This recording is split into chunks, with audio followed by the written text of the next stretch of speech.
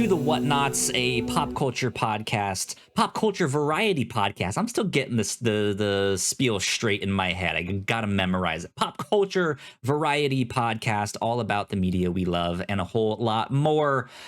My name is Kyla Springer, and I am joined, as always, by Melissa Wilkinson. Hey, we made it to 10 episodes.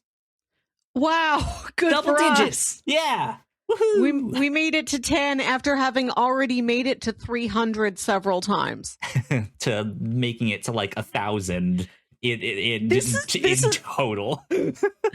This is like when you go to the moon and back, and it's like, got up from the couch at my house. Take Mowed one the spoon. lawn. Right. Right. Good stuff. How are you, Melissa? How has your week been? Good. Very busy. All I think about is work and Clayface. As one should, right? You know, cream. Clayface rules everything around me. Exactly. As the Wu-Tang Clan once said. They're comic book guys. It's probably not untrue. Yeah. You know, Iron Man said it himself. Ghostface himself, right? You know? Right. My week has been pretty good, too. I've had a busy weekend. That's been my whole thing. I ended up taking Thursday and Friday off of work. We had a busy period in work, so I was finally like, I need a break. Let me just go home and relax. Got a haircut on Thursday, and then Saturday was free comic book day. Yeah. Which was a lot of fun. And then, of course, F1 is finally back. The Miami Grand Prix was this weekend. I've taken multiple Ubers all throughout the weekend, and I think this weekend alone nails it for the most awkward Uber rides I've ever had. Nothing too intense, but I'm the kind of person that's just like, when I get in there, we can say our hello, how are you, like the niceties, but besides that, leave me alone. And I had multiple drivers that were just insistent upon talking and stuff. One insisted on talking to me about how he felt about homeless people and their work ethic. And I was like, oh, buddy, you don't do stuff like this to random people that like are in your car. Yeah. The one this morning, I asked them how they were, and again, I was expecting that. Hey, yeah, fine, thanks, you, right? And she goes, well, I'm trying to calm down. And so immediately was like, uh-oh, what am I getting into here? Turns out she was just in an accident and then proceeded to tell me about like multiple accidents that her and her partner have been in over the past year. And it's just like, lady, like, you also just mentioned that this is your main source of income. And I get if you're like driving more, there's a higher chance that you will be in accidents more often, right? But also, like, I'm a random person stepping into your car and you're just talking about all the accidents that you get into. That doesn't make me feel safe. Not in the slightest. She did not seem like an aggressive driver. She had a dash cam, and so all of her explanations was like, they hit me like every single time. It was always, and like I had the stuff to prove it. But still, it was just like, and you're still out here driving the day you had a wreck. Like, I would go home and like take the rest of the day off to just be like, okay, tomorrow we'll get back to it. But no, they were all talkative in some way, shape, or form. Goodness. I only take a ride share if I'm doing business travel.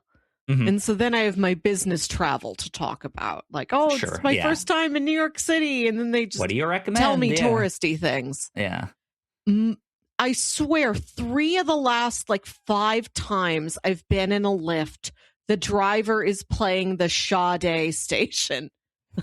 When I went to Pandora, typed in Sade, and it's all smooth R&B. Amazing. And I don't know if that's some hack.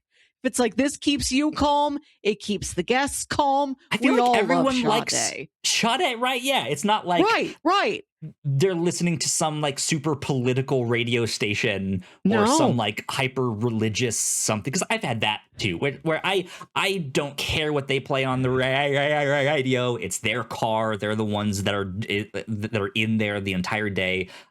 Look, do your thing, but also there's some things that might make other people uncomfortable. So maybe be conscious of that, right? And so whatever. The strangest thing I've gotten is a guy who was not playing Sade. He was playing the YouTube app on his phone. And it was this is my mixtape. You know any record producers? Tell your friends. He was playing YouTube videos that sounded like they were performances from singing competition shows, because it's all these big, powerful, belting power ballads with people clapping in the background in a way that does not sound like this is an entire band. I can tell there's just a vocalist there and everything else is pre-recorded. This is just a playlist of the finale of The Voice. Again? It was a couple different ones, but I think it was it was all the same type of thing. Sure. Yeah. Huh. Interesting. Okay.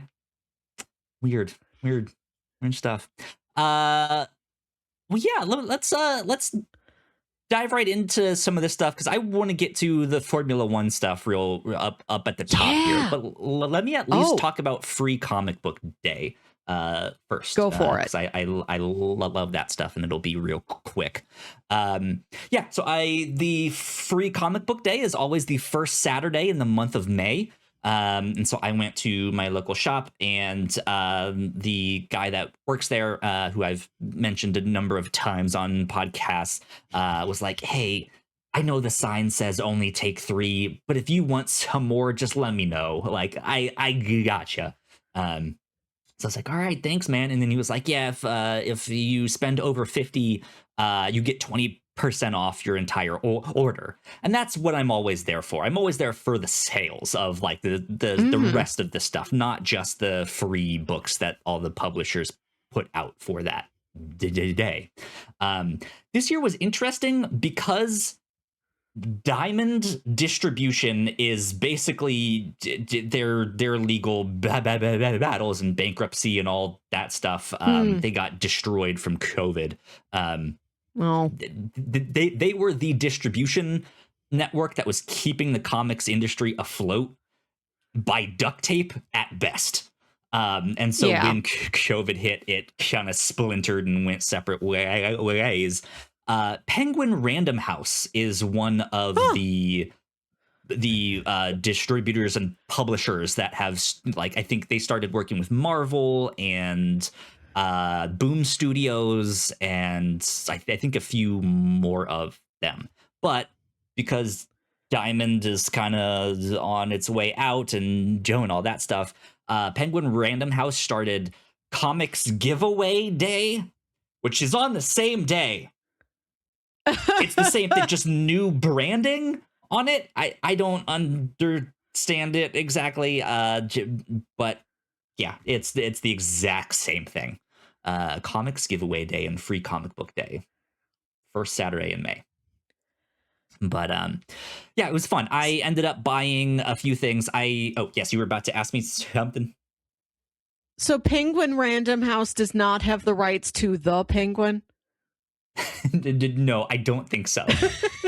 What a shame. Right, is there do 2 of Batman's villains get together to publish books about how much they hate Batman and he has to fight the new publications from Penguin Riddler House? DC? I got an idea. All puzzles. Me and Melissa can it's write all this. It's obnoxious puzzle books, or it's like a gentleman's guide to waistcoats and top hats. 100 years of top hats, a century of canes. Yeah. God, that'd be pretty funny. But no, not that I know of. They haven't done anything like that. I know there are books out there where comic heroes end up like going to a different universe and they meet the creators that are writing their books, or they meet, Stan Lee, or they meet Grant Morrison, or they write. There's always stuff like that out there, but I don't think there's been like comic book company in the world of DC that's like, Batman's a menace. Right?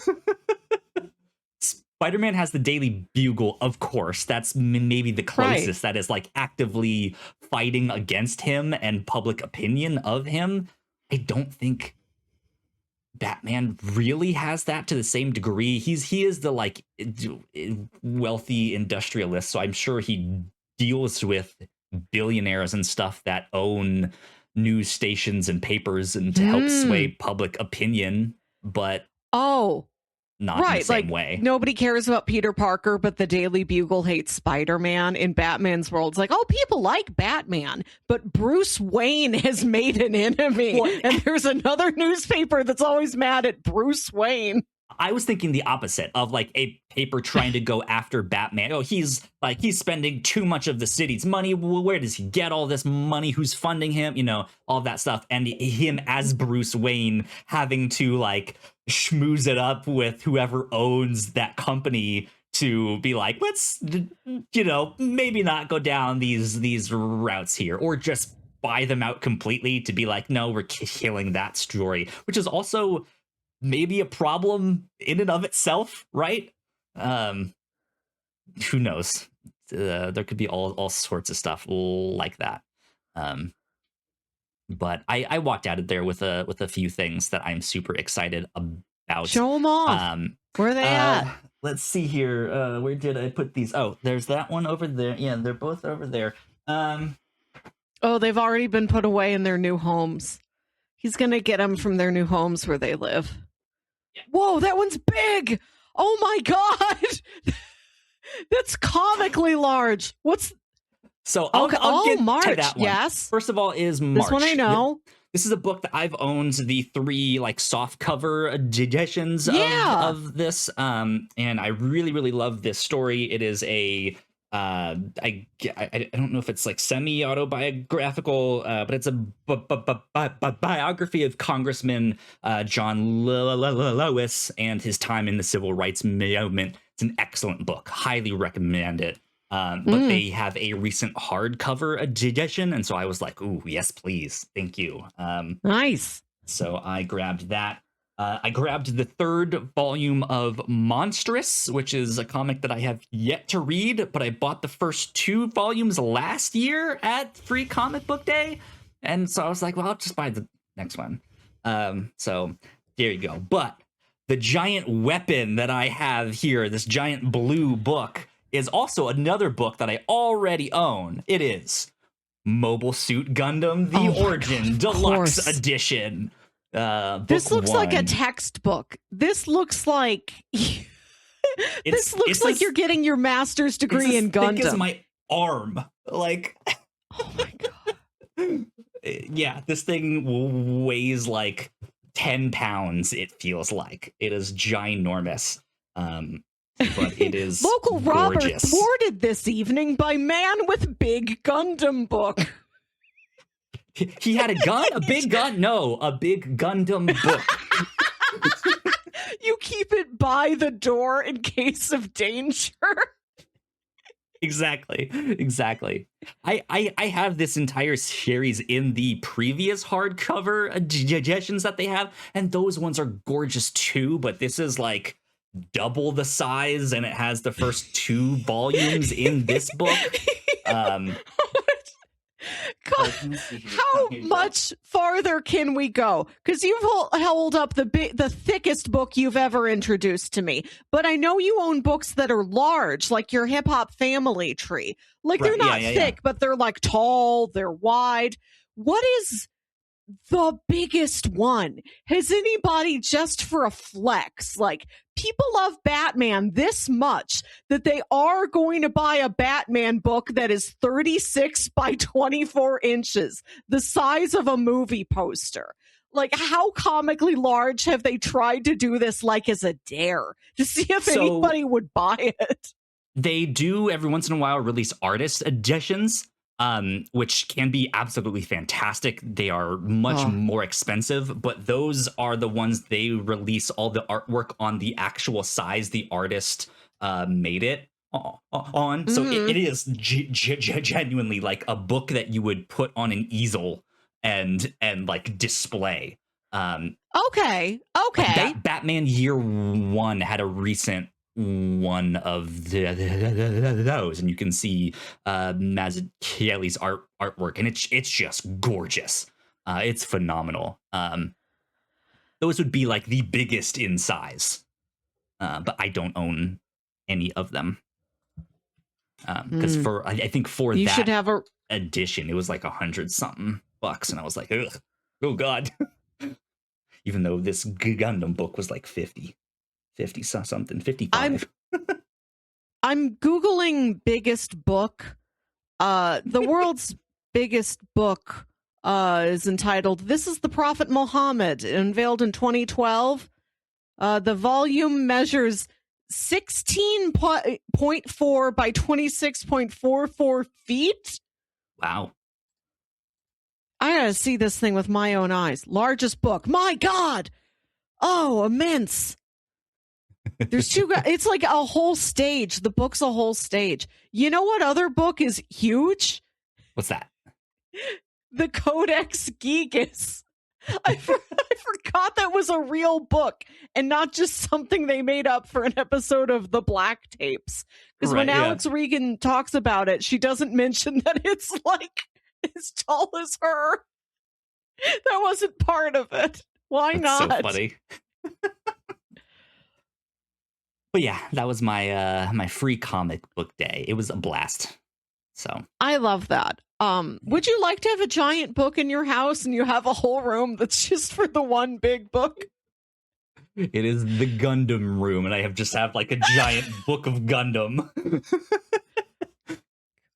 Oh man, I don't know. I don't know what book I would want to have displayed like that. That'd be kind of bizarre. For having one room that's just for one big book on a stand and maybe like a little chair but no other furniture. For someone to sit while I read to them.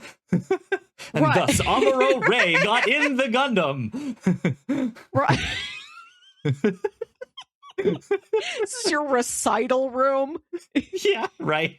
This is where I perform. It's like The Handmaiden, where they go into the secret room where they read the erotica, and you just read about Gundam to a bunch of adult men who are horny for you reading about Gundam. Sign up on OnlyFans right now. Here you go.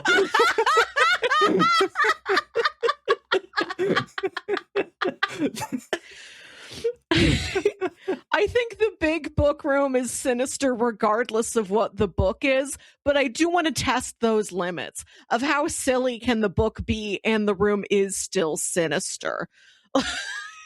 Like if I just have a giant copy of The Stinky Cheese Man,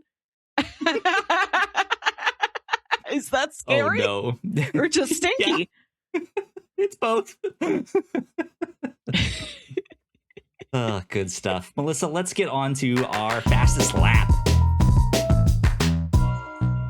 Formula One is finally back. The Miami Grand Prix was earlier today. Mm-hmm. I was super excited to have cars on track this whole week. I watched all of practice. Boy, howdy. It was a sprint weekend, so we got sprint qualifying and a sprint race and everything. Lots to talk about. This was also the first week of Apple showing some of their races in IMAX. It sounds like they're going to be showing this once a month. The next one is Monaco. And then after that is Silverstone, so it's the British Grand Prix. All the big hitters. Yeah, it looks like once a month is what they're gonna try and do. So if you're interested, you can go check it out. Do we want to talk about the actual race first, or do we want to talk about my experience going to it in IMAX first? So you did it? It happened for you? I did it. It happened, yes. Thank goodness. Thank goodness. So, let's just start with that and what my experience was with that. Because we did have the race moved up by 3 hours to avoid bad weather. And immediately I was like, oh, God, what does that mean for me tomorrow with my ticket at like 2:45? Now it's 3 hours earlier. What does that mean? So I called the theater, and of course I called way too soon because they had zero guidance and hadn't even heard the news, because why would they, right? Why were you expecting them to that is true. I didn't think about that of course you would talk to them immediately, and they're like, sir, this happened 10 minutes ago. We didn't have a break glass news, in case it rains in Miami. Yeah. They had a thing that, like, if it was delayed for an hour or something, like they had that time built in. But yeah, the guy was like, yeah, if that news just broke, he's like, I'm gonna go email someone. It's like, I don't know what to do or how to help. So he was like, just call back in the morning. And by the time I called back, they had updated their website, my ticket updated, all of that stuff. So it was totally fine. But yeah, I went to go see this in IMAX, and unfortunately I had a terrible time. Oh no. This was not the fault of F1. I don't think this was the fault of Apple. I think this is my theater just not doing good. Was this the Regal? Yes. Okay. Yes. I could not get this in my area. Nowhere around me. I don't know if this is exclusive to certain chains, because there isn't Regal where I am. Our only IMAX theater is a Marcus. We didn't get it. Maybe we'll get it next time. Interesting. Yeah. I would expect the IMAX theaters that are like often connected with like science museums to maybe not get it, but the ones that are the like, oh, but we're also just like a regular movie theater.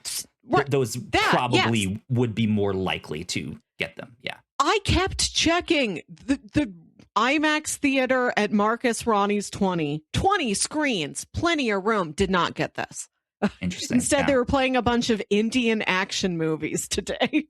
You might want to call them and be like, hey, I'm interested in this. And it doesn't seem like you're playing it or you're in the area. What's up?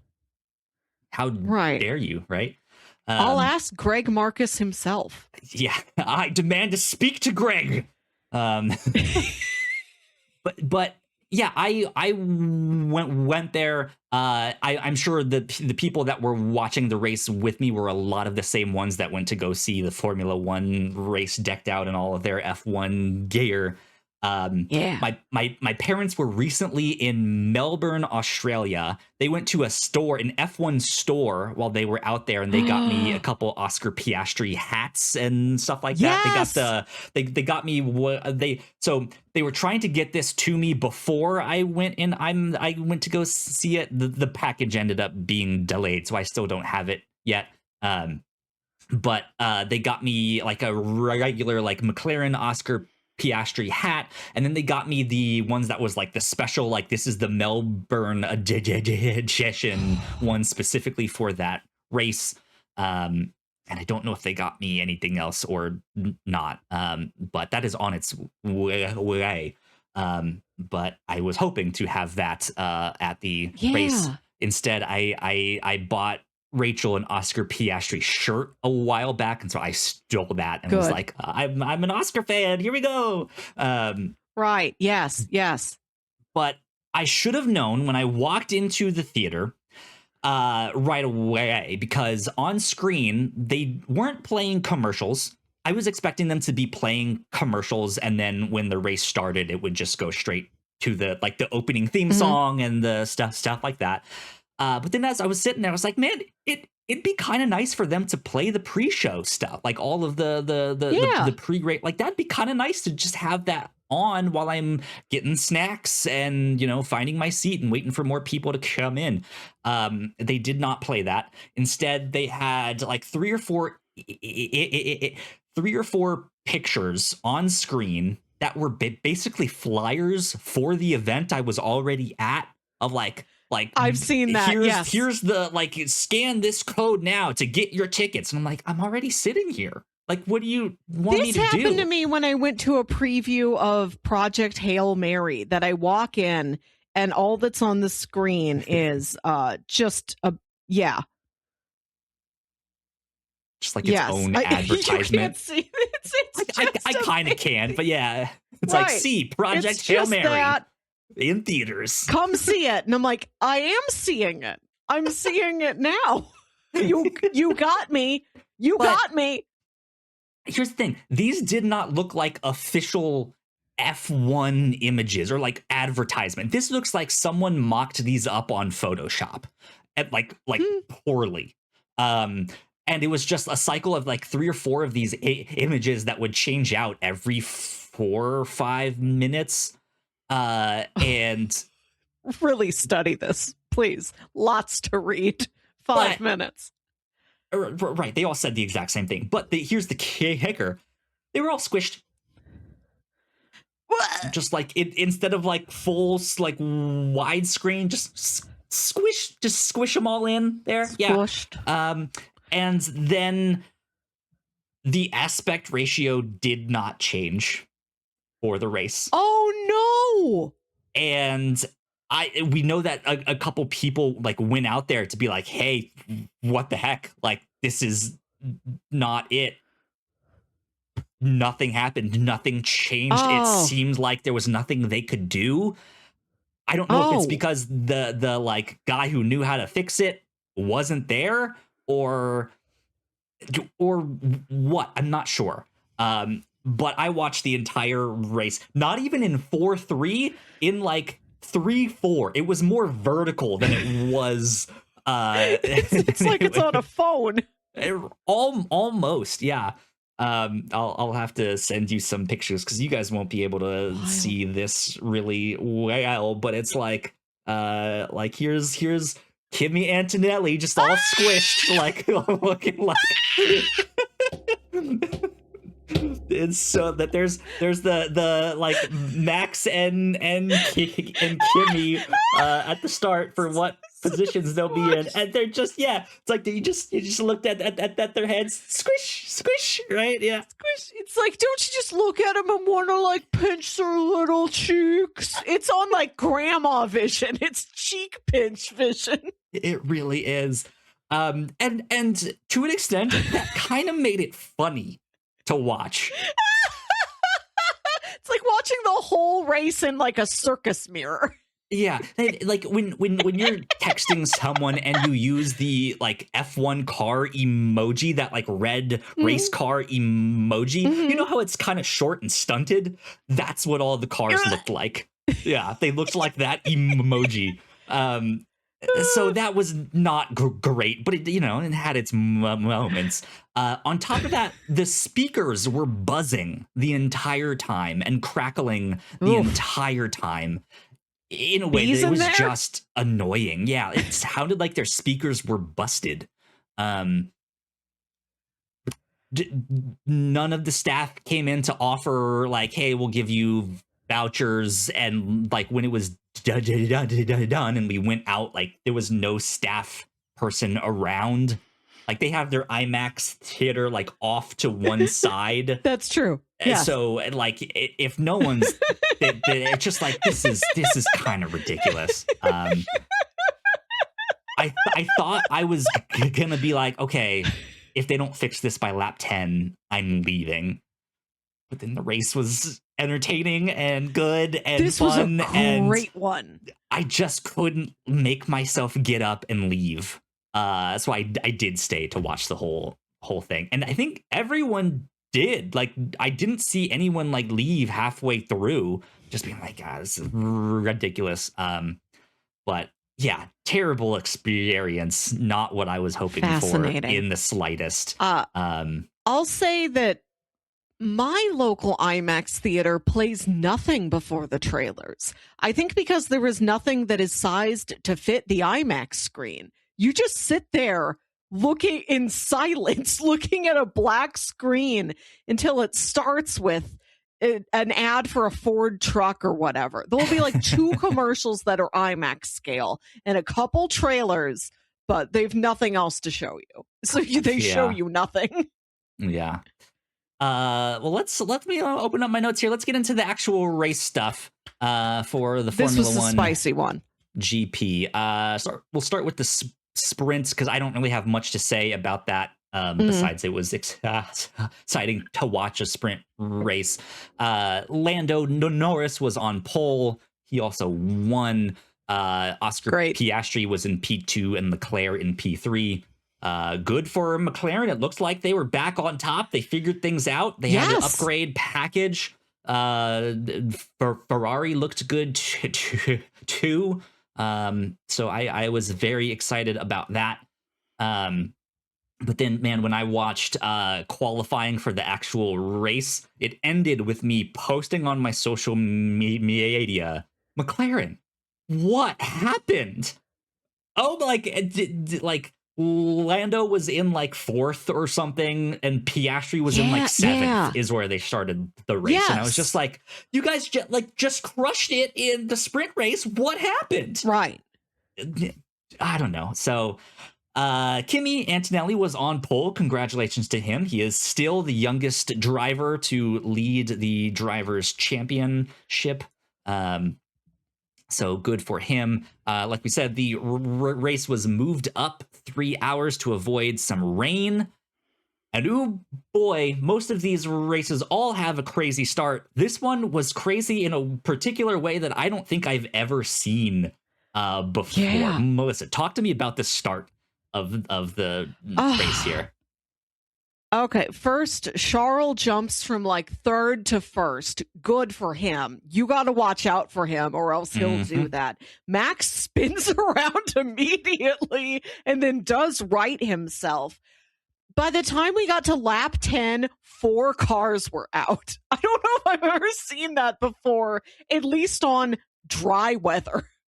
Yeah. There's always some craziness that happens at the start, and some wild things can happen. But Max's spin in particular is just kind of wild.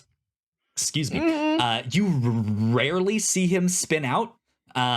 Yes. But also, when he spins out, he's not on the side. He's not in the wall. He's not off the racetrack. He's in the middle of the track with people surrounding him. He's spinning out and he catches himself and stops spinning, facing the right way, and just continues racing. Yes. Yes. Just incredible stuff. What a day for miracles, because Charles does the same thing, like right at the end of the race. Spins around, cloud of dust, rights himself, keeps going, doesn't lose a place. And you're like, yeah, Charles, good Charles. And then right at the last damn second, there comes George and Max to get past him. What a big bummer, capital letters. Yeah, that spin put Max way in the back. He had to, I think, do an early pit stop to fix some stuff with that. But Max Verstappen is just good, whether you like him or not, and he was able to work his way back up there. But then, lap 10, both Isaac Hadjar and Pierre Gasly crash in separate incidents at the same time. Hadjar clips the wall, and he is just absolutely pissed at himself. And Pierre Gasly has an incident with Liam Lawson, which then flips Gasly's car, like spins to the side and rolls over. It looked terrifying, but he immediately was like, I am A-okay, I'm getting out, I'm totally fine. And I think that ruined Liam Lawson's race too, because he was out shortly after that, I believe. Yes. Nico was also out. Yeah. Audi could not catch a break this weekend because Nico's car like started smoking before the sprint race. He didn't even get to do that. And then it was Bortoletto, I think, in like by the end of the sprint race, something happened to his car and he was out or something. Yes, his car was on fire. Right, yeah. He's like, my brakes are on fire. Guys, can you help with that? And it's like, literally on fire. Yep. So yeah, 10 laps in, still more craziness. A safety car comes in, all of that stuff. Then like the middle chunk of the race, everyone is on the edge of their seats, not because there's any like particular thing happening, but because everyone's like, all right, Rain next lap. It's like, really? God, yes. No? Okay. Rain the next lap. So like, okay, are we pitting now? No? Okay, wait, do I stay? Do I pit now? Pit now. Yes, go. Wait, but if Rain is the next lap, like, why did I just pit? What has happened? Like the whole, it was just so tense of like, what are we doing here? What's the plan? I watched this at my parents' house because they have a big TV. And I'm like, well, if Kyle's seeing it in IMAX, I should at least try to see it on a bigger TV than I normally watch it. See it in and my mom tries to... My mom tries to sit down and like really watch it with me and try to understand what's happening. And I refer to all these guys by first name like we're old friends. And of course, that's not what it says. We go way back. Right. They're not labeled like that. So mom can't follow what I'm saying. And I have to keep being like, oh, Verstappen, Max. I call him Max, mom. And like, tell her what all the rules mean. Tell her she doesn't know any of this. I think the Pope went to visit Monaco and met Charles Leclerc. Probably. Yeah. I tried to explain to my mom. She's like, I think he met one of those guys you like. And I had to try to explain to mom which guy it was. And I think that made her fractionally more interested in this. Yeah. But yeah, wild race to watch with mom. Yep. And then my dad's half paying attention and he'll leave and he'll go to the hardware store, which is mostly what he does. That's a good dad thing to do, you know? He practically lives there. He's common law married to Lowe's in addition to my mother.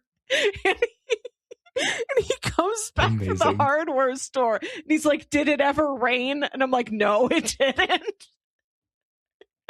Did not rain. But yeah, by the end of it, it starts getting crazy too. Kimi Antonelli holds on for the win, but Lando is right there just like hunting him down like a shark. I thought it was really funny because the announcer kept being like, and Lando is gaining on him. And I kept looking at his time. It's like, it's the same time it was last time you said that. He's still like a second behind.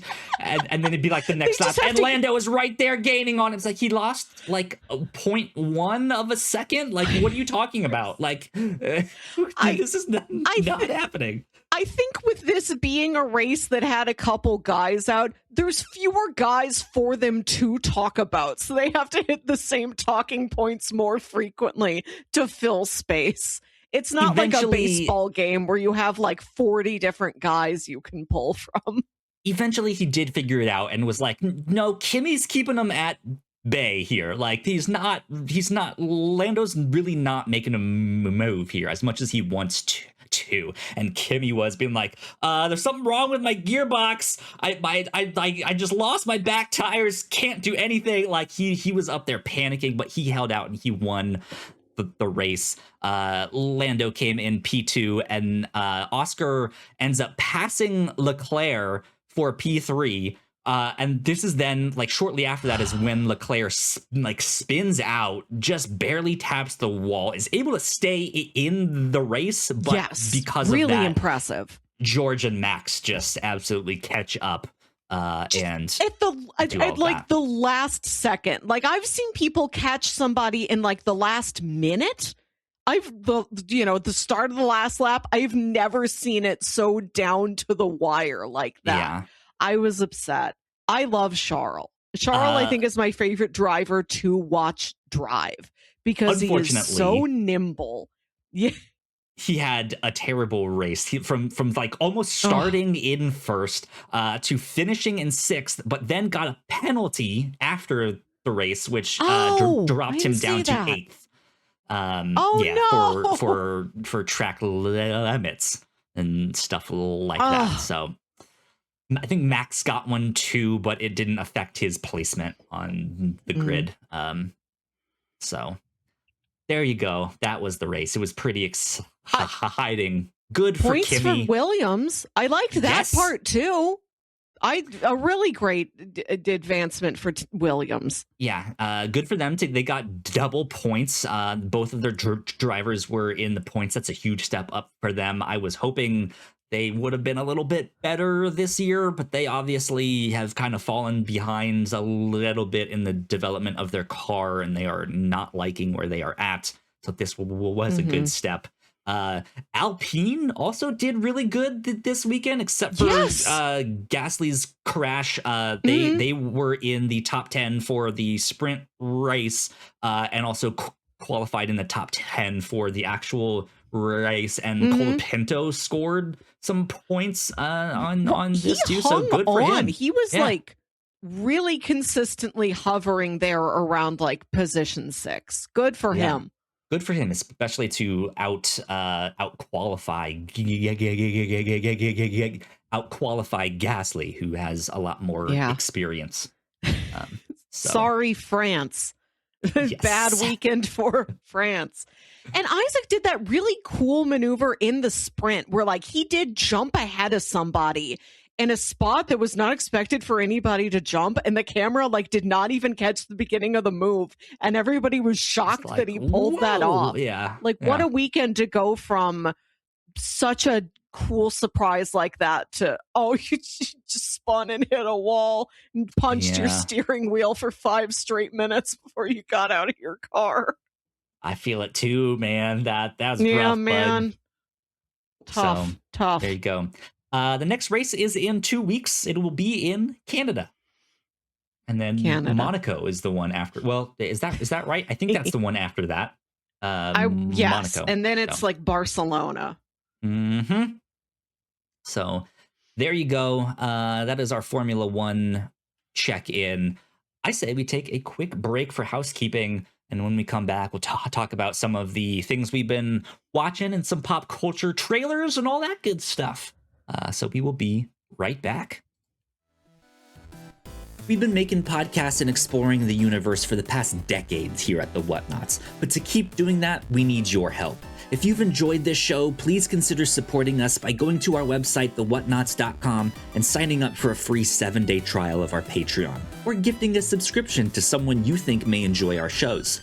A subscription gets you access to episodes early and over 40 hours of exclusive content, including the most recent episodes of our Patreon first podcast, The Pilots Club. If you don't want another subscription, no problem. There's even an option to buy the Pilots Club collection as a one-time purchase, which gets you access to the newest episodes of the Pilots Club as we record them without the monthly subscription. Once again, that's thewhatnauts.com to sign up for a free 7-day trial. But one of the most important ways to support us is simply leaving a nice rating and review on your podcasting app of choice. It seriously helps us out a ton. Lastly, go subscribe to our YouTube channel for video versions of the podcast, and for any other updates, follow us on Blue Sky at thewhatnauts.com and at Threads, The Whatnauts Official. Thank you so much for your support. All right, we are back. A big shout out to all of our Patreon supporters. We love you a lot. Thank you so much. And an extra special shout out to Ashley. Thank you. Even more. We love you a lot too. Yes. Let's see, over on the Pilots Club, let's see, we released our episode on Pluribus, and then we just got done recording the Hat Squad, an episode on the Hat Squad, and I wore this hot dog hat on the Hat Squad episode. I wore my ruffled potato chip hat. Yes, indeed. 2 snack hats. So go check that one out. That was a interesting one to talk about for sure. Lots of baffling decisions made in that pilot. Truly so bonkers. Do you have a party? Put on the Hat Squad in the background at a party. I think it was born for that purpose. No, man. But then over on the free version of the Pilots Club, we will be releasing our episode on Pan Am. That's the one that's next. Side note, I think Lego just released like a Pan Am Lego set thing. Plane or building? I think it was like the plane, the logo, and like a couple of their little characters in the like Pan Am outfits, I think. Cool. I don't know if we just happened to hit an anniversary like that, or did we cover it because of an anniversary and now it's like no, this is just coming out as a result of that or something. Wow, I don't know. Look. Get rid of that. I don't. No, I think I picked it just because I was going on a flight. It was like, remember the show about being on a plane? Yeah. Well, Pan Am is the one that will be out for this month, so go check that one out too. But yeah, that is. I will say, coming up later this month for the next episode, we will be reviewing Supergirl Woman of Tomorrow. This is the graphic novel by Tom King and Bill Quist-Evely. So be on the lookout for that. I almost bought that at Free Comic Book Day, but I decided against it. But it is a fantastic book nonetheless. But that is it for housekeeping. Melissa, you have written down here bottomless champagne at an arts gala. Yes, I've done it. You did it. You found the bottom of the champagne. Is that what you did? I had I don't know. My coworker got it for me, and every time she would go refill her champagne, she'd take mine too. So I don't know how many champagnes I drank. Interesting. Art galleries or art shows often have some like free booze or snacks that you can eat there. So what was it? Was it a particular show? Was it an event that your work was a part of somehow, or was it just for fun? We were one of the many corporate sponsors of a local arts education foundation, and we went to their annual gala, which was spectacular. Like not just like fancy, but like really elaborate and whimsical and theatrical, and the theme was the Wizard of Oz, and everybody was dressed up so on theme. Every room had a different theme. And I'd volunteered the day before to like go set up and put centerpieces on the table, put like, here's a red slipper, here's a bunch of poppies, here's everything. That's awesome. There's the witch room. They projected all this witch stuff on the ceiling. They had these massive hats, these massive, like 4-foot tall holographic hats hanging from the ceiling. And they had big flying monkeys, and they projected like spooky crystal balls and witch sigils and real WandaVision looking stuff up on the wall. That's awesome. That's fun. You have an Abbott and Costello skit waiting to happen in the witch room. Which room do you want this in? The witch room. Which room? The witch room. We were too busy to have ever tried that. It was all hands on deck, and it was so fun to see like all of the parents of the students who take classes there coming in to volunteer to like hot glue stuff together. I spent the whole night like hot gluing some hot air balloons together with like a theater mom. That's awesome. It was an amazing experience. Very, very cool. This is, put aside a little money, take yourselves to a night out at like a gala of some kind. It's really fun. Sounds like a good time for sure. Not just like a museum, but like go to like a little art show, you know? This did have some performances. It did have a live auction. I watched some lady bid $22,000 on a private yacht cruise to the Galapagos. All right. There you go, lady. Right. For the good of the kids. For the good of the kids. And they do a couple rounds of live auction, and then the kids would come out and sing. And these kids, like, so stunning. Like, truly such professional caliber musical theater talent from these kids. Costumes are really good. Like, not just the performance, but the costume design, the stage design, like everything they do there. It's all out on display. Like, you see exactly what your money is going towards. That's awesome. Oh, this thing goes so long. You know, it starts at like 5:30, and if you stay around like past 10, it turns into a ballroom.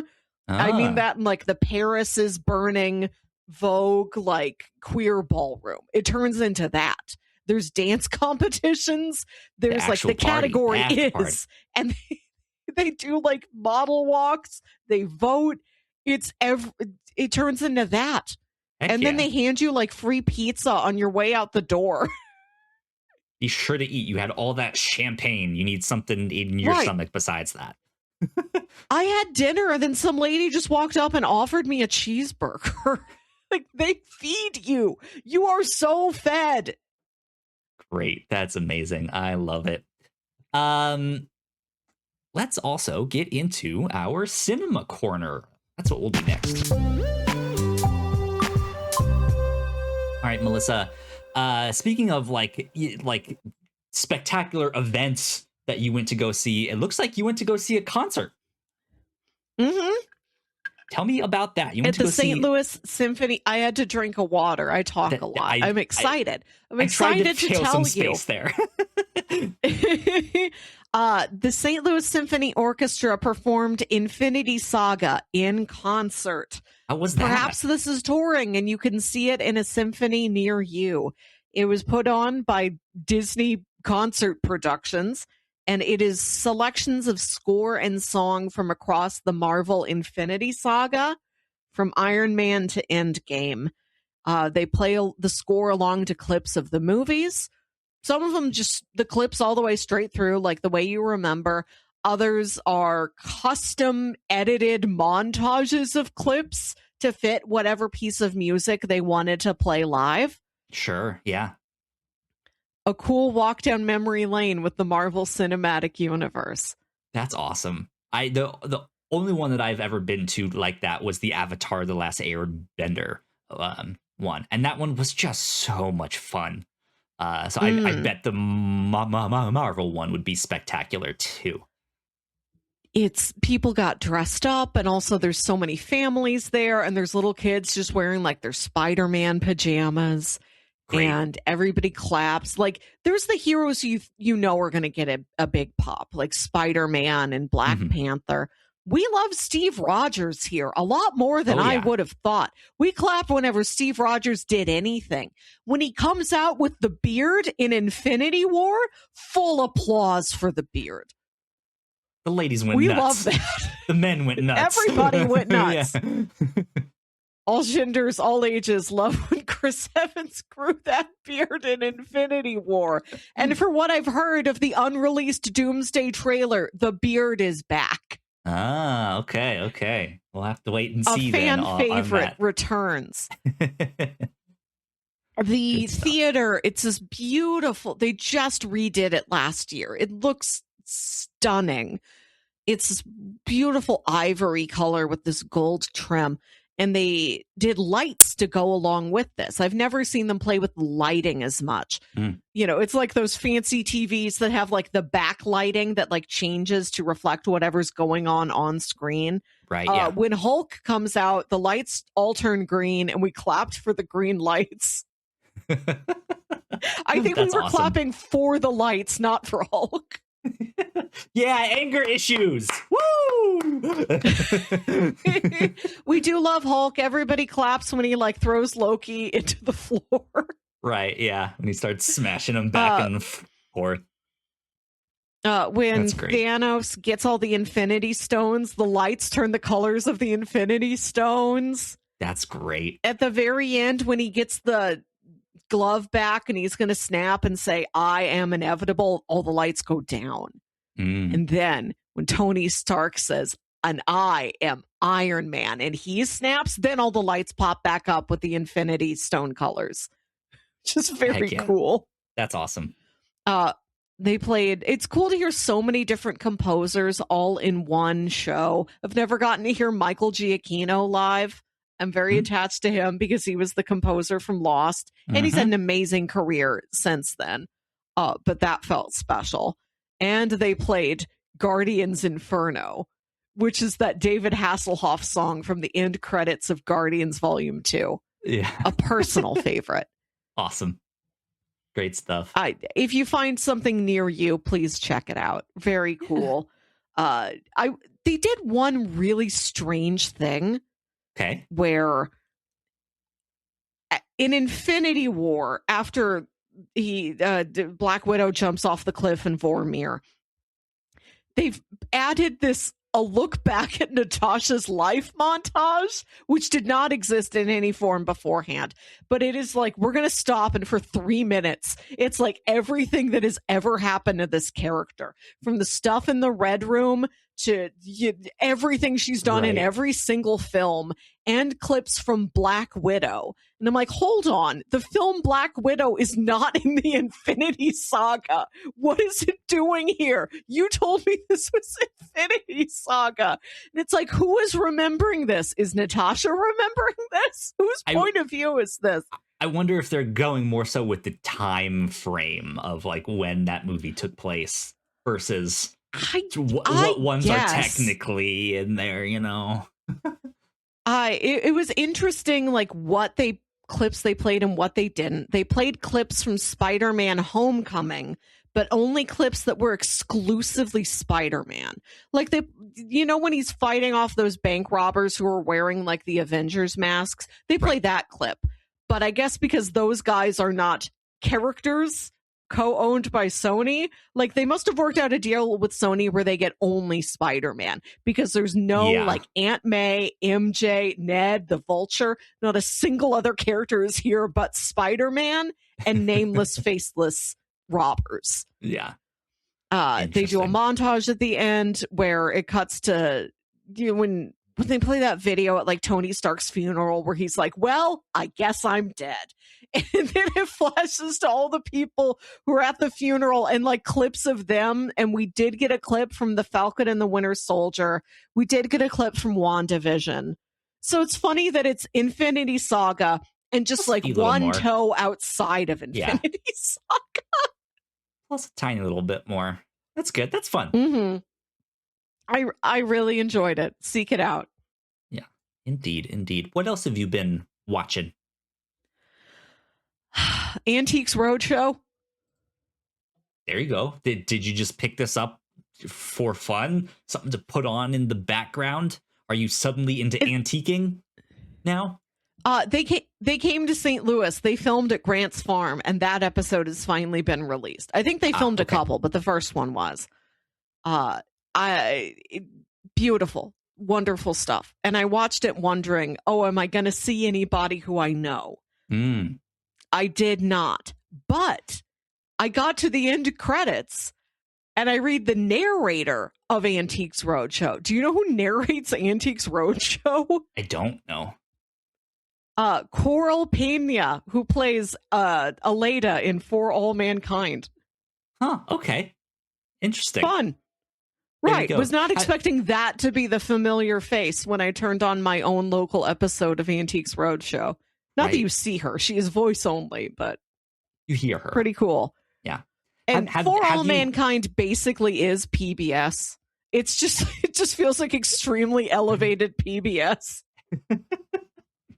Have you had an experience like that where you've seen someone you know in a movie or a TV show? If they're like an extra or they have like a single line or something like that. I've had it happen once and I didn't know they were in it, and I saw them. So a friend of mine from college who I used to dance with, he also did some like modeling stuff and some acting stuff. So I'm sitting there watching season 2 of Daredevil on Netflix, and I see him, and I stop it, and I go back and I look, and I was like, was that him? That was him. And so I text him. I was like, motherfucker, was that you? And he was like, I can neither confirm nor deny. He was like, I'm watching it right now. It's out. You can tell me that's you. Like, yes. it obviously was him, but wow. Yeah, he's in a scene where they're at a party and everyone is dressed up like really fancy, and he's just like one of the people like standing up against the bar, and the camera like pans right past him. And I was just like, oh, I was that Leonardo DiCaprio meme. Oh, that's fun. I know him. So I've had it once. Recently there was a Hot Ones versus video that was ICP versus Gwar, and they play a montage of clips of like just juggalos of like people at ICP concerts, and apparently like a guy I kind of know is in that, heavily featured. Great. I used to live, there's a Gwar bar in Richmond, because that's where they are. Of course. From I lived like a block away from the Gwar bar. Wow. Yeah. So how many pieces of chicken could you get there? At the Gwar bar, I don't know, but every year they did an event called the Gwar-b-q. And it was like a local fundraiser thing. I never went, but yeah. Gwar-b-q. The Gwar-b-q. This is like cellar door. This is the most beautiful phrase I've ever heard. Melissa now makes it her life mission to go to the next Gwar-b-q in Richmond. That sounds fun. Yeah, it was like a small little dive bar that was just blasting metal music the entire time. You can't even hear your date like 2 feet from you. But good to go for like a PBR and a shot, just fun. So that's it's what we all do. Most of St. Louis is drinking a PBR and a metal bar. I didn't show you that side of the city, but I think that is most of us. It's not me, but it's many other citizens. Sure. I have been watching For All Mankind. I'm caught up with everything they've aired so far. Have you started this new season? I have not yet. I am getting much closer to starting it. I think I'm going to start Daredevil next. I've been watching still a bunch of shows. I've said it multiple times now. I see the light at the end of the tunnel to where like I am caught up with everything. And I can just be like, you know what? Next year will be all Star Trek everything or something. Star Trek and Columbo. I've been wondering when we're going to do this, because you and I have never talked Star Trek, and we're like, when we do it, we are like going whole hog on it. That's why is 2027 really the year we make contact? Probably. Okay, let's do it together. Can we do it together? Yeah. I that's why I've kind of stayed away from Star Trek stuff, because when I want to start from square one. Right. Same thing here. Like Star Trek has been around my whole life. Today, my dad showed me these clips of Star Trek with farts edited in it. Okay. Which is... What a great dad thing to do. Yes. And I'm like, I have to admit, if what you want is farts edited into movie clips, they did do this perfectly. Excellently. This is so artfully done where the farts go and the clips they pick. And it's from all eras of Star Trek. Every captain, every ship is represented and is farted in. Amazing. I'm now just picturing your dad like frantically coming back from the hardware store. Melissa, I found it. He shows you some new clip of his Star Wars fart sounds. It there.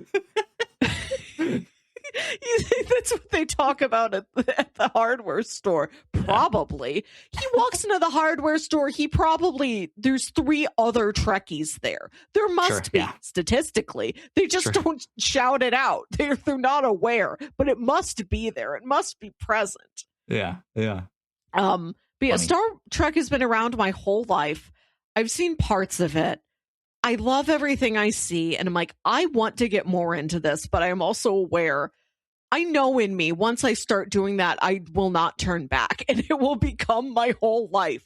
So I'm like, there's things I want to do. Like people who are like, I want to travel the world before I have kids. I'm like, there's things I must accomplish in my life before I fully watch all Star Trek. Go to the Gwar-b-q. Gwar-b-q first, then kids. I think doing it together sounds fun. It's the final frontier for us. And all of the pop culture we've ever talked about, Star Trek has been up on a very high shelf. Someday, for special occasions, we will break out Star Trek. Yeah, indeed. What was I talking about? Oh, I need to tell you that in this season of For All Mankind, there's a governor on Mars. The Mars colony is now official enough that it must be governed. There's a representative there, and the governor of Mars is Oleg. Oleg's back. Oleg, yeah. Good for Oleg.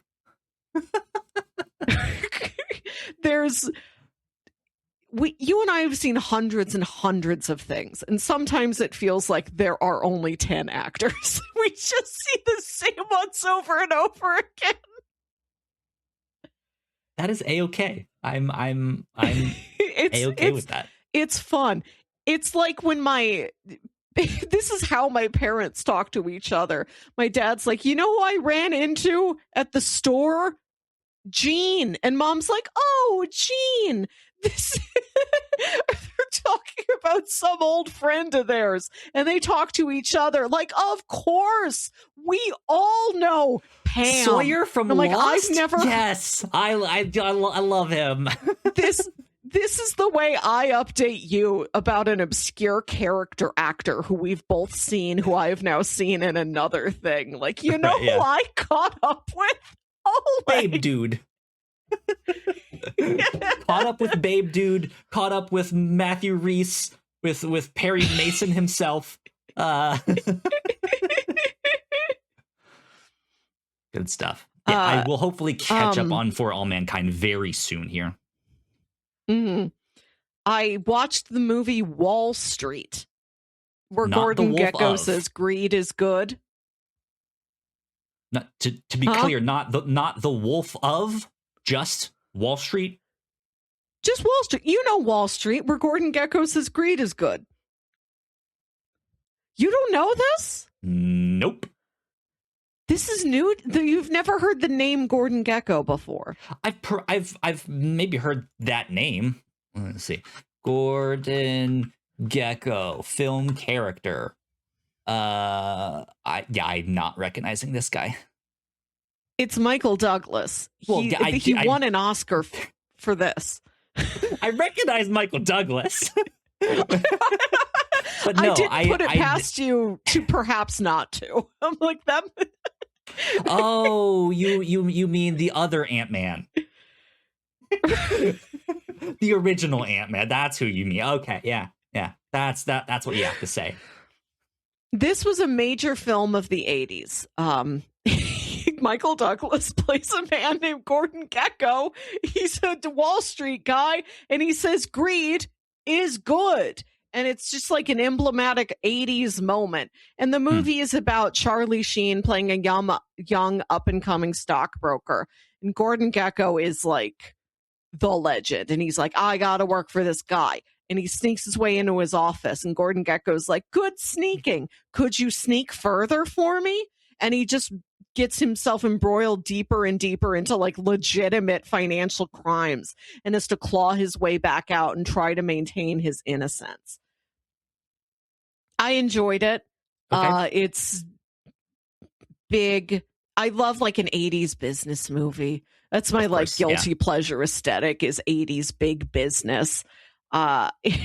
It's so theatrical. He has an insane office. But none of this is like really beyond what I would have expected. Except you go to Gordon Gekko's house and he's showing off like all the rich fancy things he has. Like he has this huge art collection. He also has a robot butler.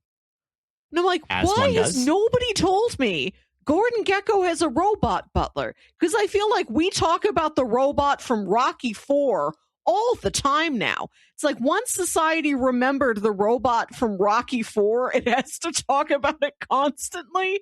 The Happy Birthday Polly robot.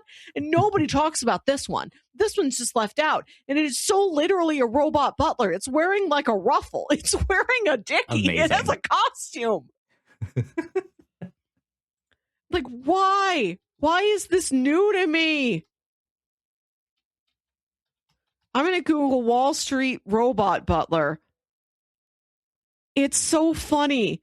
Look, it has like stars for eyes and a little bow tie. It's so Epcot looking. And there's like a single screenshot of it, and everything else when you Google Wall Street robot butler is like an actual robot butler that Wall Street has invested in now in our day, but not this one from the movie. Wall Street robot butler. Let's see. Oh God. Quite a robot. Quite a butler. That looks like the dollar store R2-D2. Dressed up for prom. Right, yeah. That's so You funny. tried to ask R2-D2 to prom and he turned you down, and this is the robot you had to take instead. This that is the parents like were trying to set you up with. that you have to date. Yeah. I don't want to go out with him. I want to go out with this guy. Kyle, what robot are you going to ask to robot prom? I was thinking about asking my vacuum out. I'm going to ask out that robot from the Aerosmith cover. I'm asking out the Just Press Play robot. God. Anyways.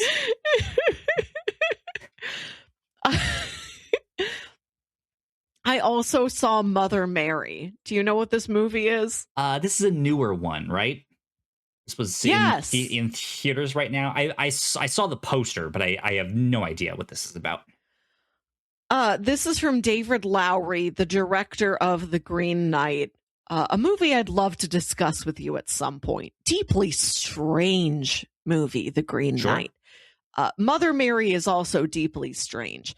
Anne Hathaway plays a pop star, and after a crisis of identity, she goes back to her old creative partner, where when she was just starting out, Anne Hathaway was the singer and Michaela Cole was like the fashion designer who helped make her costumes and like build her visual identity. Sure. And the two of them had a falling out. They haven't spoken in years. And Anne Hathaway's like, I don't feel like myself anymore. I'm coming to you. I came straight to your house, wet, in the rain. I need you to make me a dress. Only you can do it. Only you can make me this dress. And the whole movie is the two of them in her like workshop barn. Okay. Talking through their history together and trying to make a dress. It feels very much like Persona.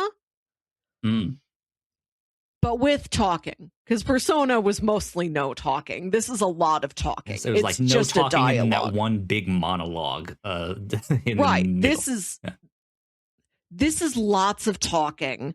I think you dig it. In our theme we've established, our return to the woman artist on the edge in things we've watched like Persona and Black Swan and Perfect Blue. Yeah. This feels like it is in line with those things. It's also a little bit The Prisoner. It's like 4% The Prisoner. And if you see this movie, you are going to know exactly what I mean when I say that. Okay. Interesting. You may have sold me on this. I think I I don't know if I have seen a trailer of this. I'm going to look one up after this. I didn't see one either. I had just kind of written this off as some kind of horror movie I was not going to be interested in. No. Just because of the name. It felt like a scary nun movie, but I'm completely wrong. Yeah. Interesting. Okay. You may have sold me on this. I might go check it out this week if it's still playing.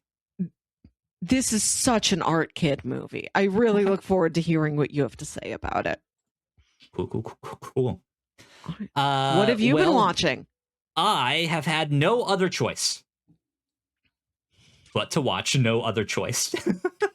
What did you think? I enjoyed it. I don't know if I loved it, but I thought it was good. It was fun. This is it's not who's the name of this director? Park Chan-wook. Thank you. Yeah. I've seen one or two of his other films. But and this is his newest one, is that correct? Yes. Because I think the one even before that, there was like the crime one that he did just before this. Decision to Leave? Yes. That I also have not seen. So I need to go back and watch that one too. But yeah, I liked this. This was interesting and funny in a weird way. I wouldn't totally describe this as a comedy, but it's kind of a comedy of situations of everything that's happening here and how they explain things. Yeah, I don't know what to think about it. It's weird in a way that I enjoyed, though. Good. Yeah. Just from the way it's shot to every little detail that's happening, like every detail that's happening to every character, even if they don't have much to do, is just kind of interesting to see. I like how the kid gets caught smoking. And like the dad is like, hey, your mom doesn't know about this, so keep this under wraps, and like hands him the cigarettes back. And then the kid is like on the roof smoking, and that's when he catches his dad like chopping up what he thinks is a body, and it is, but he's not quite sure, so he tells his mom, and his mom's like, no, he was. You remember the barbecue we had last year? He was chopping up a pig. It didn't really go so well. We're not having the barbecue, but we thought about it. And he's just like it's just these weird explanations for things, and the kid is just like, all right. It's like you don't question that at all. This is so weird. I think he goes through quite a crisis of conscience. What do I really think happened? Do I believe the story about the pig? Maybe it's true, maybe it isn't. Yeah. So weird how he like bundles up one of the corpses of the people he killed in with the like plant wire stuff to like hold it in shape. I feel like I'm not making sense as I'm talking about this movie. I haven't even mentioned the synopsis for anyone out there who might be listening. It's about this guy who basically loses his job and is trying to find a new one, and is just struggling to find a new job. And then through a series of just bizarre events, ends up with a job that is also just kind of strange. And he's so excited about it. And that's kind of it. And that makes it sound really boring, but there's like weird like wild murder. Yeah, it's wild. So yeah, an interesting one for sure. I saw that early at the International Film Festival in a packed crowd. Yeah. And I think that made a big difference. Yeah, I watched this at home alone with a cat on my lap, watching it on Hulu. After it's been like hyped to you for months. Yeah. I've heard this from others. Yeah. But it was good. I enjoyed it for sure. It like when I posted about it online, actually was a post that got a few responses from random whoever being like, hey man, enjoy it. Like, have fun. So people seem to the like Park that Army one. is out here, Right? Yeah. People seem to like that one. In TV news, however, been watching a couple of different shows, including Beef season 2 and Monarch season 2. I just finished Monarch yesterday, since their finale came out on Friday. That show is better than it has any right to be. That's what I've heard. I know we've talked a little bit about all of the like Godzilla and Kong movies and just how kind of dumb fun they are, and that's what's so amazing about those films is, yeah, sure, they do the shared connected world, but they don't do it like Marvel. They're not so ultra serious about it. They play it faster and looser. And this show, while still playing in that fast and loose space, is doing some of the work to build out that world, build out these characters and these monsters and stuff in a way that is just phenomenal. It's really good. Kurt Russell and his son Wyatt Russell play the same character in 2 different time periods. It's so much fun to see. Apple is not skimping out on the CGI. The monsters look phenomenal. They look exactly like they do in the movies. They move exactly like they do in the movies.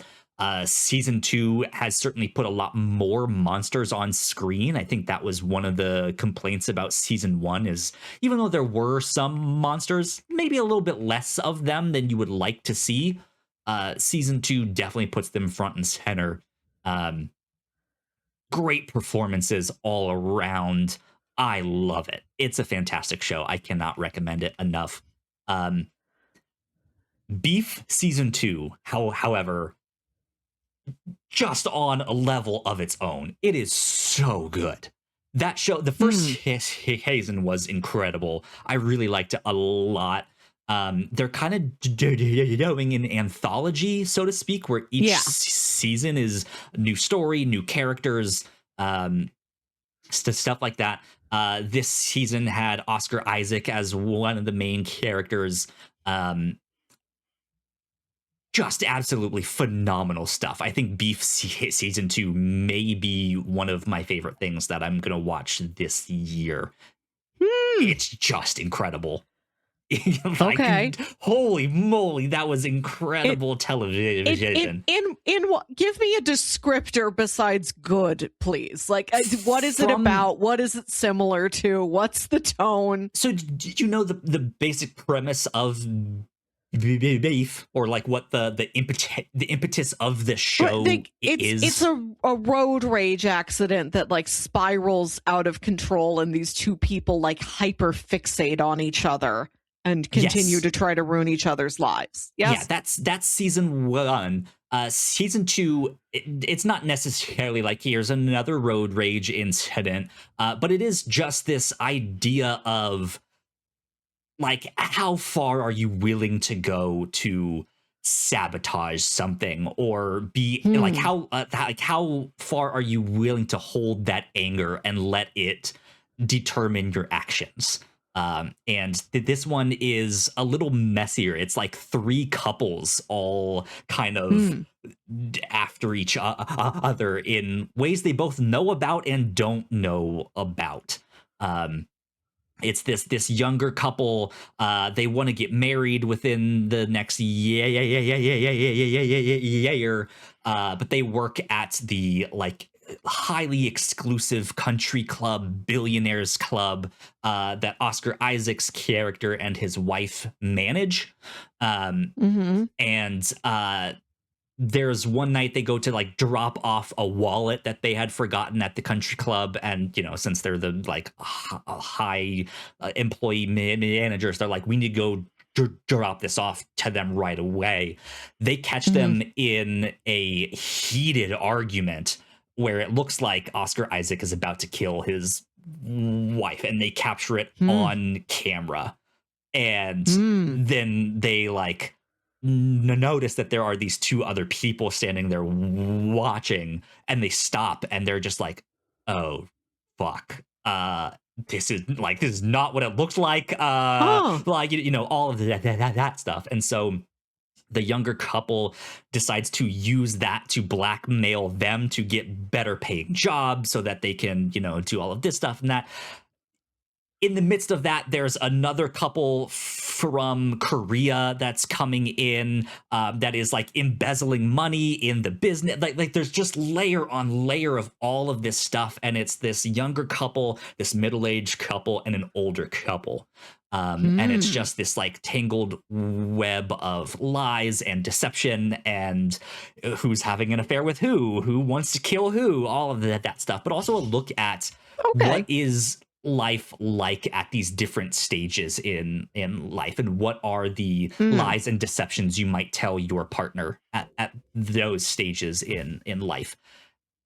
And it's just phenomenal. It's so good. Okay. Yeah, so good stuff with all of that. But that's what I've been up to. That's what I've been watching. So that is my cinema corner there. With that said, though, let's go over to our pop culture lightning round. Get through some of these trailers and stuff here. Well, actually, let me ask you this. This one here about the Oscars. There's a change to how they're doing one of the rules. Can you give me a little info about that? Yes. This is like nerd stuff, but the best international feature Oscar.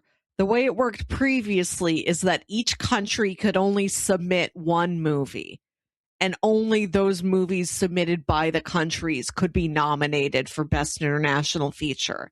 So if there's this movie from France that's like a big critical hit, but France doesn't like it, and instead they pick something else, the movie that's a big critical hit, maybe they'll try to vote it in somewhere else. Like Anatomy of a Fall is a movie from a couple years ago that everybody loved, and France was like, not French enough. We're going to push this movie about like a chef. And that went nowhere. And instead, Anatomy of a Fall was not eligible for Best International Feature, but was nominated for like Best Picture, Best Screenplay, Best Actress, etc., etc. Yeah. Now there is a rule where if an international feature wins one of 6 like major film prizes, like it wins like the top movie at Cannes or something, then it is automatically eligible for this without a country needing to select it. Okay, so that way, if there's a movie you could end up with multiple French yes. films or multiple Korean films. Oh, yes, okay, yes. Good. And previously, the movie Best International Feature, the award would go to the country. Like, hooray, Korea. It would not go to Bong Joon-ho, except then he did win Best Director. So this is a bad example. But now it does go to the director, not the country. You get your name on it. So minor Oscar nerd news for you. Sounds like a good move to me. Yeah. Indeed. Narnia. They have delayed their movie into next year, into 2027. Do we have an exact date on that one? It's February at some point, and it was delayed in order to get it a bigger theatrical release. It was February going to be 12th. Released at the end of this year. It's a Netflix production, and Netflix will give their films like a short cursory release. And I believe Greta Gerwig did negotiate for IMAX. She's like, I want people to see this in IMAX. And they're like, okay, they can see it in IMAX for like a week. And now they are going to give it a full wide. It's going to be in theaters for like a month. But in order to do that, they had to push the window a bit. So, yeah, ultimately good news. We'll see it next year. This Deadline article you linked to here says sneak previews in IMAX will begin February 10th. The global release is February 12th, and it will drop on Netflix April 2nd. Yeah, so a good, healthy theatrical window. I like that. Indeed. Speaking of different theatrical releases, The Mummy 4 has been moved up by 7 months. It will now be out in October 2027. it should have been there in the first place. It's The Mummy. The mummies are historically not scary, correct? They're like summertime popcorn films that are just about a mummy. Brendan maybe Fraser, this one is scary. I mean, I would like it to have some scary stuff, but this is the sequel to the Brendan Fraser, the Mummy, not the one we just got that was in theaters. No, I know that. And they've never been scary before, and I'm hoping maybe they'll be scary now. Yeah, I think October is a good time to put this in, but 7 months is kind of a large jump. I don't know what that means for the film, if they're just that confident in it, or if things are now going to be kind of rushed or squished for like post-production stuff, or who knows what. I don't know. Maybe they just had another movie on the slate that was going to take longer, and they're like, let's just flip-flop these 2 release dates that we already have on the calendar. Studios do that all the time. Yeah, indeed. You wanted to talk about Ocean's 11. Yes, there is a prequel to Ocean's 11 that is going to star and shut up. Get out of here. You're going to star and shut up. Now that's what it's going to do. Oh, it's the ad blocker, and the thing won't let me proceed until I just get rid of the ads. But it's so many different buttons to like pause the ad blocker, and I'm constantly in a fight between wanting to just make a thing stop popping up at me, so I turn on the ad blocker, but now there's a thing that pops up that tells me you have an ad blocker on. Do you want to turn that off? And I'm like, I'll do whatever you want. Just take me to a place where nothing jumps at me. I only want that to happen in a horror movie, not in any other part of my life when I'm trying to get a task done. Internet used to be so much better than this one. Like, the only ads we saw were in the like little side bar, little blog roll ad thing. Anyways, Ocean's 11. This movie is going to star and be directed by Bradley Cooper. It seems like him and Margot Robbie are playing Danny Ocean's parents in a prequel. No, I saw Ocean's 11 once, and I don't really remember it. But it's good. I bring this up to you only because this movie is set against the backdrop of the 1962 Monaco Grand Prix. Yeah. Yeah, this is one I have been excited for specifically because of that detail. I'm super excited about it. It should be pretty fun. Okay, I was just looking at the Variety article you had linked there. Cool. Then we got a bunch of trailers here that we can finally talk about. The Clayface trailer, which is the one that they released during CinemaCon, they finally released that to the public.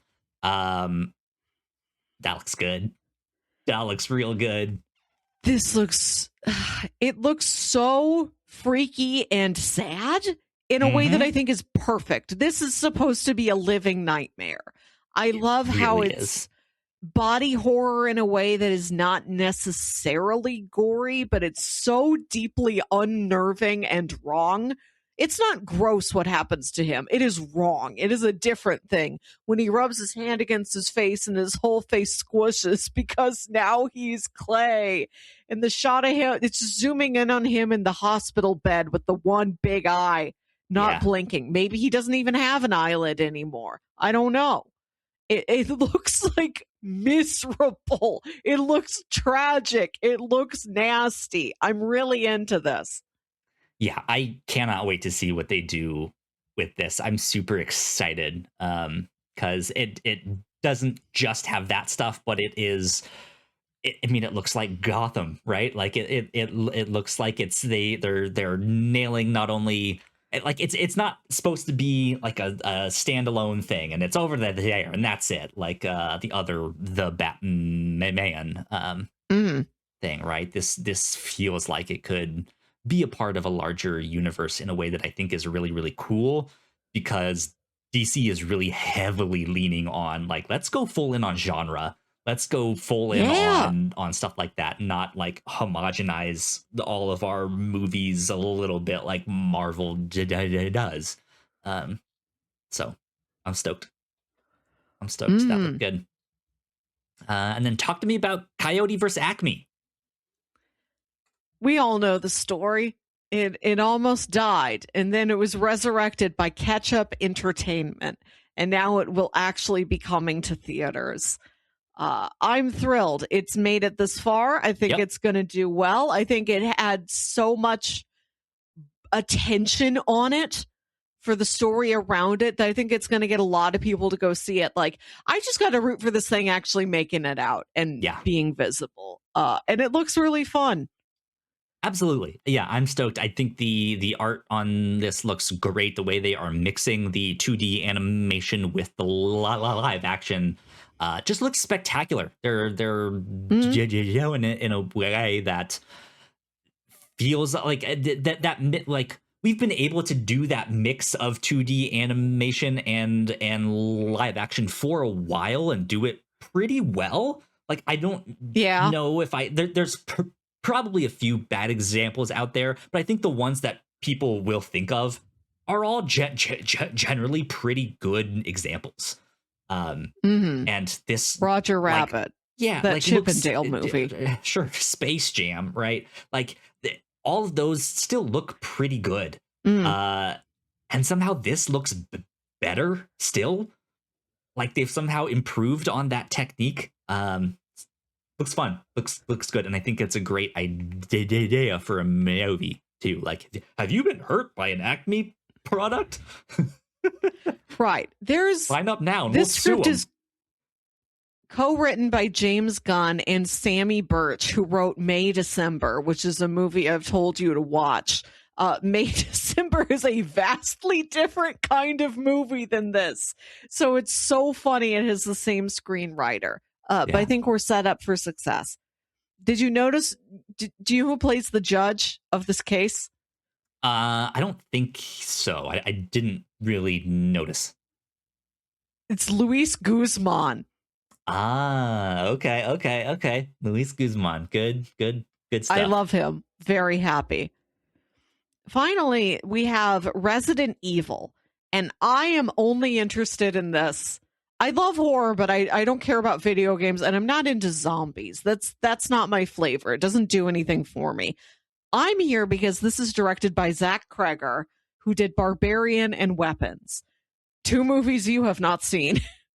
Yep, nope, haven't seen them yet. I'm still planning on watching Weapons real soon. I keep saying that, I know, but I promise I will. Make a night of it. Yeah. Another one that I since I don't really get into horror stuff all that much, probably won't go see. But I do have a little bit more experience with Resident Evil as a video game. I'm sure you've seen some of the older movies. You've no. You've seen none of them? No. I mean, no? I've witnessed the trailers. I've walked past them in Blockbuster. Like I said, it's just not my thing. Yeah. I've seen a number of the older Resident Evil movies. They're fine. They go off the rails in interesting, or not in an interesting way. They're kind of boring, but the fact that they did so good internationally, they just kept making them. So it's been an interesting one. I've played a couple of the Resident Evil remake. I played the RE2 remake stuff. So there's like moments where it's like, oh, he's going into the sewers here. Like I kind of know that that's what you do in those games here. But they've also recently kind of reinvented themselves with the Resident Evil games, which is, I think, partly why this is an original story. Rather than like, we are doing the story of the first Resident Evil video game. This really, I think, is going to be a love letter the feeling, to the vibe, to let's take some elements from it and put them together in a new way, but still have it be like, this is a Resident Evil story like they would do in the video games. I think. All I know is that it is an original story, and I've heard it goes, it's extreme. Cool. I'm thrilled. Good stuff indeed. Well, that is about it for our lightning round. So, Melissa, let's pull up a chair. We remembered. I did, yeah. Let's see here. I'm looking up the name of the actor that I want to put in this. Let's see here. Can I just get a name, Google, please? Thank you. Is this the one? Tell me what it is you're trying to go for. Maybe I can help. So this is one I think would be an interesting choice for a Marvel for a character to make an appearance in the Marvel universe. I don't know if they would have a big role, but this is also something that I can potentially see the Marvel Cinematic Universe going down over the next decade or so. K-pop has obviously taken the world by storm. It's a lot more popular here in the United States. So K-dramas, the same thing, right? To see more Korean actors be in this, and like Korean speaking actors, and not just a Korean American, but like an actual they're an actress from South Korea. There's a bunch you could name. There are K-pop stars that also act and do stuff like that. I'm sure you could bring in a bunch of those as well. But an actress who I really enjoy is Yeon Yoo-jung, I believe is how you say her name. I'm gonna ask you to write this down in our sheet. I'm not gonna try to transcribe what you just said. Melissa, you will be familiar with her when you see her. I'm pasting this in our Whatnauts chat, so you can copy and paste her name. She's in Beef season 2.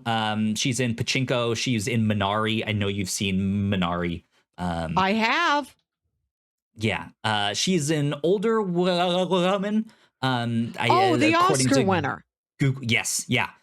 She's 78, but man, she's just delightful in everything I've seen her in. She is. I really, really enjoy her.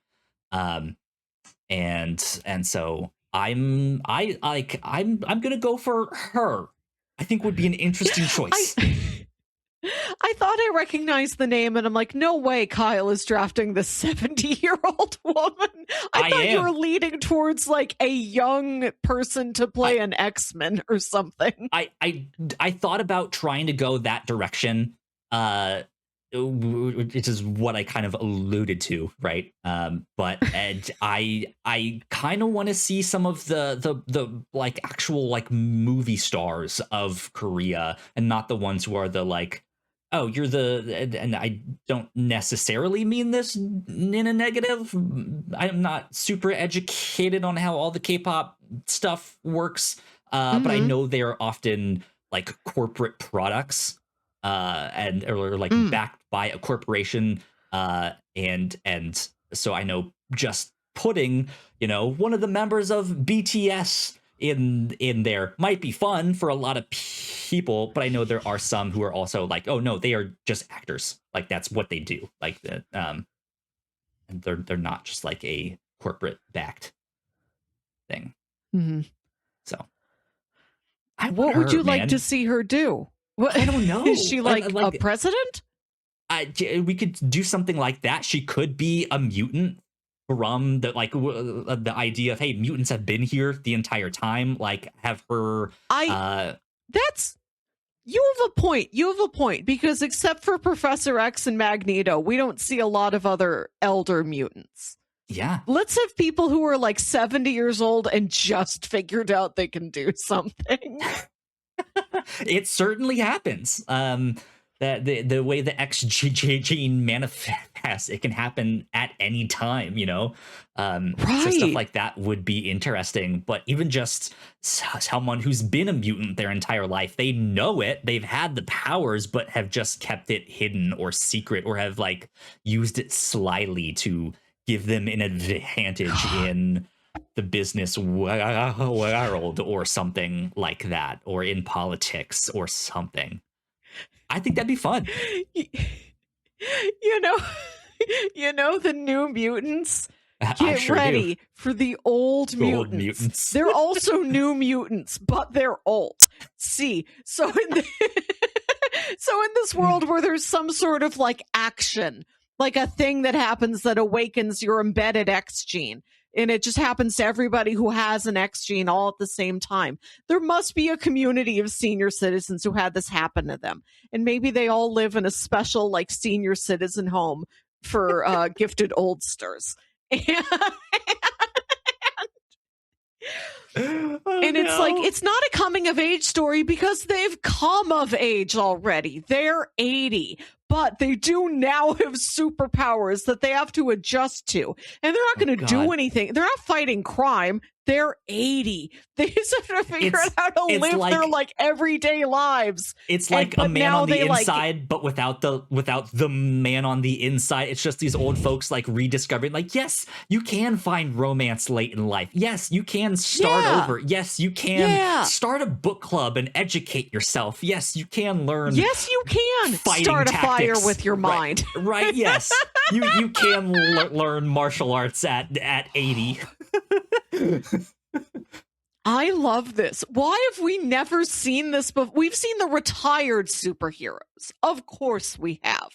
I need somebody who's just a normal old person and then suddenly has a power and is like, well, now what do I do? I'm not fighting crime. How can I use this to just help me garden and play Mahjong?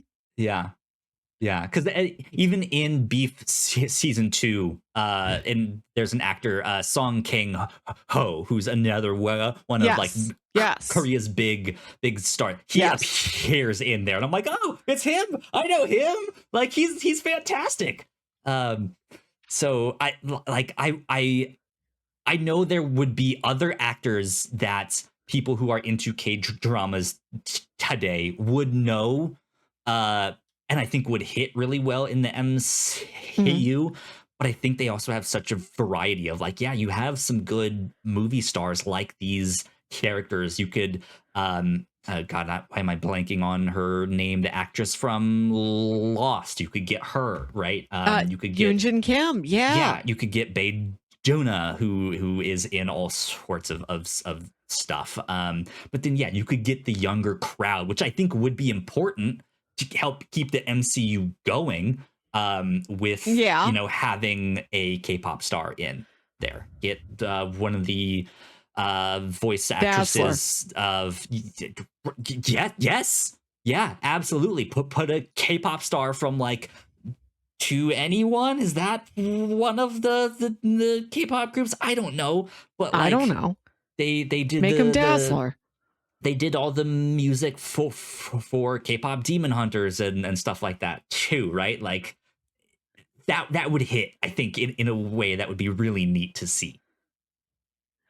So. My roommate watches a lot of K-dramas, and every time I walk through the room while she's watching one, it's always a young woman of the same age. Like all these women are 25 and they're all sad. Yeah, uniformly across the board. All the crime ones that I watch, it's the older grizzled detective and the like young hot shot, like really attractive, like young colleague coming in. Man, yeah, they do a lot of stuff like that, and I don't begrudge them because it works on me. Like I'm like, yes, let me watch that detective show. That sounds fantastic. There's many kinds. Oh yeah, good stuff. So cool. Interesting prediction. Wild Swing. I like it. Yeah, absolutely. I was like, let me go for something that might not pan out completely, but I think would be interesting if they did. I'm going to take not an actor, not a specific character, but a type of being, and that is ants. Ants, like Aunt ants. May, or no. Oh, you want the ants from like Ant-Man. You want like yes, the ants to make their appearance in here, because I think we've lost the thread on the ant part of Ant-Man. They're in Quantumania a little bit, and but not enough. There's Quantumania really loses the thread on most of this. Whenever Ant-Man is in one of the group team-up movies, it's all about the grow big, grow little stuff. The ants don't come with him. Like, bring out the ants. The ants are always fun. I think if this is sort of a curtain call for a lot of these MCU characters, I don't know if Ant-Man's one of the ones that's going to proceed to the next generation. Cassie Lang, maybe, but I think we may be bidding Scott Lang a fond farewell, perhaps to return in a small cameo later on. But like, give us the ant stuff before we close the door. I miss just ant hijinks. Yeah. That'd be fun. Ants. Two very wildly different predictions on that one. Oh man, good stuff. Okay, well that, I think, wraps us up for this episode. That was a good one. Good fun one. Melissa, where can the people find you on the internet? As a reminder, I did guest star on another podcast. You can find me on STL Film Talk on the STL Film Draft episode. This just came out a week or two ago. We draft films tied to St. Louis, me and some local buddies, and had a great time. Listen to me there. And you can also email me at yourhostmelissa@gmail.com. Tell me what robot you're asking the robot prom. Sounds good. If you would like to follow me, I am at Kyle Springer. If you'd like to stay up to date on all the stuff that we do here at the Whatnauts, we are at thewhatnauts.com on Blue Sky and at the Whatnauts official on Threads. So please go like, share, and subscribe. That would help us out a ton. If you are watching this on YouTube, plenty of more videos on that side of the screen. If you could go check those out, that would also help us out. And yeah, this has been number 10 of the Whatnauts. We will see you all next time. Bye. Bye.